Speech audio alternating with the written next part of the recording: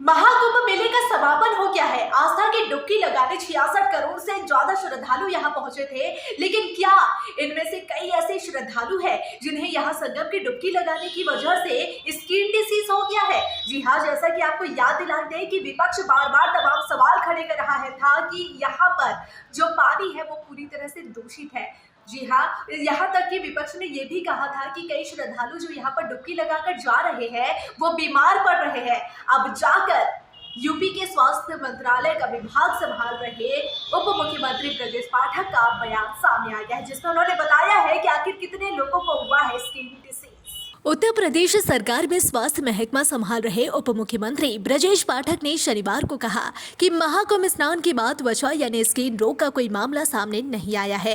उप मुख्यमंत्री ब्रजेश पाठक ने यहां एक न्यास द्वारा आयोजित 2 दिवसीय विचार महाकुंभ का उद्घाटन करने के बाद अपने संबोधन में यह बात कही। उन्होंने संगम के पानी की शुद्धता को लेकर विपक्षी नेताओं द्वारा उठाई गई चिंताओं का जिक्र किया।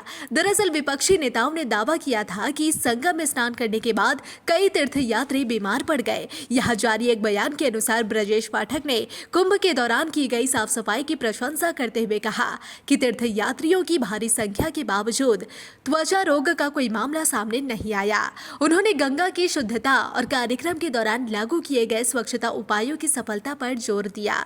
ब्रजेश पाठक ने कहा कि सनातन और भारतीय संस्कृति पर आज से हमले नहीं हो रहे हैं, तरह तरह के आक्रमण सदियों से हो रहे हैं। हमारे वेद पुराणों, श्रुतियों और स्मृतियों पर कुठाराघात किया गया। उन्होंने कहा कि तक्षशिला और नालंदा जैसे शिक्षा के उत्कृष्ट केंद्रों पर हमला किया गया, उन्हें नष्ट किया गया। मुगल और अंग्रेजों ने इसे नष्ट करने के लिए क्या जतन नहीं किए, लेकिन हमारी संस्कृति अक्षुण्ण रही और वह दुनिया को मार्ग दिखाती रही। हमारी संस्कृति में मनुष्य श्रेष्ठ है, जीव जंतु और वृक्ष भी हमारे परिवार का हिस्सा है। सारी सृष्टि हमारा परिवार है, यह सनातन के मूल में है।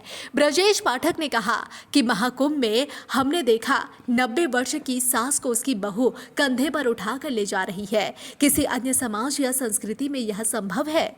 महाकुंभ में पूरा पश्चिम, उत्तर और दक्षिण से लोग आए, देश ही नहीं दुनिया के हर कोने से लोग आए। उन्होंने कहा कि यह वैश्विक उत्सव भारत और भारतीयता का परिचायक बना है। 2014 के बाद से नरेंद्र मोदी के नेतृत्व में देश में आमूलचूल परिवर्तन आया है। आज हम गर्व से कहने लगे हैं कि हम भारतीय हैं।